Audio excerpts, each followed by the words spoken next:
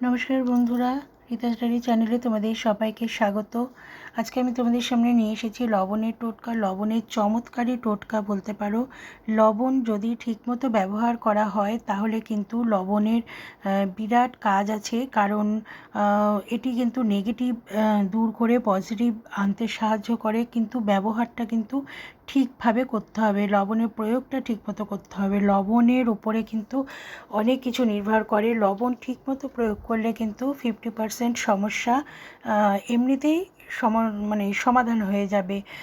যারা অনেক চিন্তিত আছো যে কাজবাজ নিয়ে বা অর্থনৈতিক সমস্যা নিয়ে বা পারিবারিক কলহ বা পাড়াতো কলহ বা দুঃখ দৈন্য দশা যে কোনো কিছুতেই কিন্তু লবণের ব্যবহার কিন্তু অসাধারণ।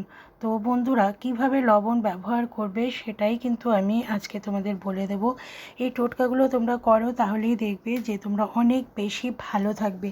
খুবই সামান্য একটা জিনিস লবণ, এই লবণটা দিয়েই কিন্তু নেগেটিভ শক্তিকে কিন্তু দূর করে ধ্বংস করে পজিটিভ শক্তিকে নিজের দিকে আকর্ষণ করা যায়।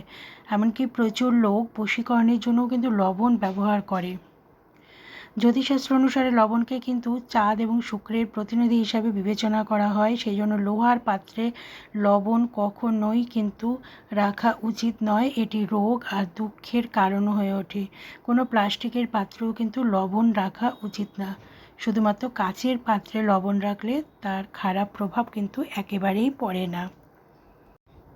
আমাদের জীবনে অর্থনৈতিক অবস্থা কিন্তু অনেকেরই খুব খারাপ হয়। এক্ষেত্রে একটি গ্লাসে 1 চা চামচ লবণ রেখে যদি লবণটা ভালো করে গুলে সেই গ্লাসটাকে যদি ঘরের দক্ষিণ পশ্চিম কোণে রাখা হয়, তাহলে কিন্তু ভীষণভাবে আর্থিক সমস্যাটা কিন্তু কেটে যাবে।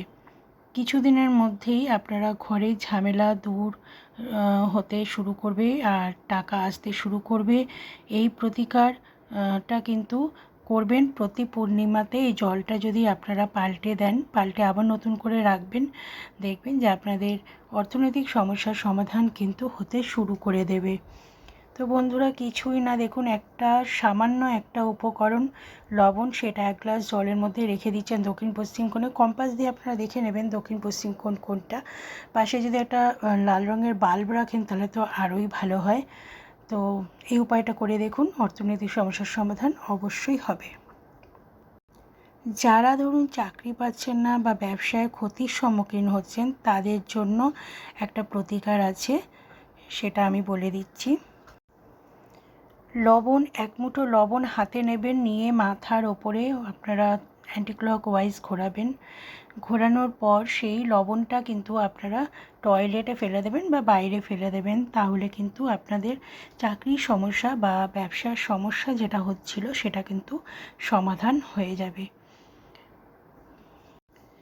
এই লবণে যদি একটা কাচের পাত্রে আপনারা ভর্তি করে, কাচের পাত্র মানে কাচের বাটিতে ভর্তি করে বাথরুমে রেখে দেন, তাহলে কিন্তু বাথরুমের নেগেটিভ এনার্জি দূর হয়ে যাবে আর একটা পজিটিভ এনার্জি কাজ করবে। ঘর মোছার সময় যদি 1 চামচ লবণ বালতির জলে যদি মিশিয়ে ঘর মোছেন, তাহলে কিন্তু ঘরের সমস্ত নেগেটিভ দোষ কিন্তু কেটে যাবে।